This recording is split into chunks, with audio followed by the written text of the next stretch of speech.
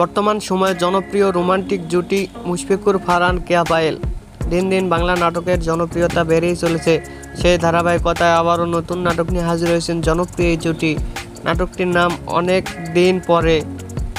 এই নাটকটিতে অভিনয় করেছেন বর্তমান সময়ের আলোচিত অভিনেতা মুশফিকুর ফারহান ও আলোচিত অভিনেত্রী কেয়া পায়েল। এই নাটকটি রচনা করেন মেজবাউদ্দিন সুমন এবং পরিচালনা করেন রুবেল হাসান। নাটকটি খুব শীঘ্রই ক্যাপিটাল ড্রামার ইউটিউব চ্যানেলে প্রকাশিত হবে। আপনারা দেখতে চাইলে অবশ্যই ক্যাপিটাল ড্রামার ইউটিউব চ্যানেলে চোখ রাখুন এবং নিয়মিত নতুন নতুন নাটকের আপডেট পেতে হলে অবশ্যই চ্যানেলটিকে সাবস্ক্রাইব করে রাখুন। পরবর্তী ভিডিওর জন্য অপেক্ষা করুন।